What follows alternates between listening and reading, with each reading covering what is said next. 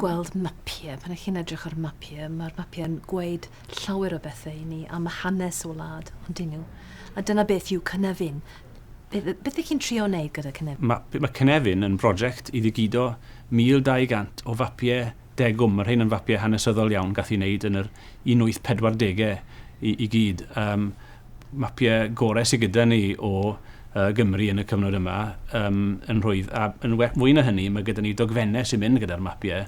Mae'r dogfennau yma yn rhestru pobl, yn gweud faint o degwm yn rhaid nhw talu, ond gweud y gwir hwn hefyd yn rhestru enwau'r ceiau, a mae'n rhoi 3/4 enwau ceiau Cymru yn y cyfnod yma ar y dogfennau yma. So mae'n wybodaeth diddorol a cyffroes a gwerthfawr iawn i lawer iawn o bobl. Ond mae enwau y ceiau mor diddorol, ond maen nhw'n gweud llawer fel o'n i'n gweud llawer o bethau ni am hanes yr ardal, ond dyn nhw?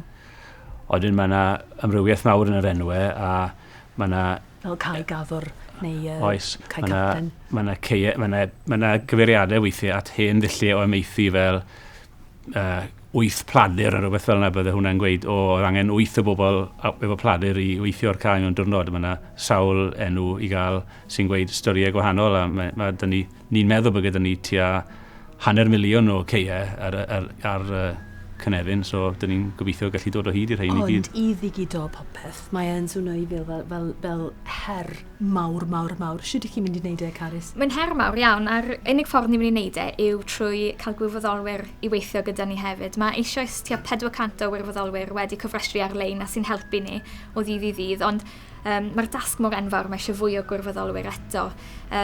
Mae tudalennau rhestrau degwm sydd yn enwi pwy oedd pechen y tir, pwy oedd yn rhentu'r tir, a beth oedd enwau ceiau, pethau felly.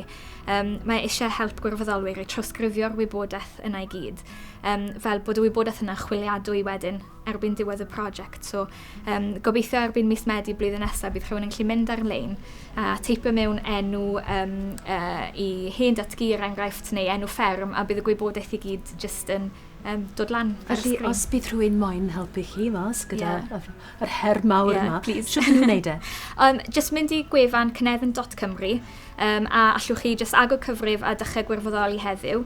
Mae canllawiau ar-lein hefyd i helpu gwirfoddolwyr i ddechrau, ond hefyd gallwch chi gysylltu â ni trwy'r we os chi eisiau unrhyw wybodaeth pellach fel dod i gweithdi neu fath na o beth i darganfod mwy am sut i wirfoddoli. Wel, diolch yn fawr iawn, Carys a Einion, a na gyd dwi'n gallu gweud, pob lwc i chi. Diolch yn fawr. Diolch yn fawr iawn.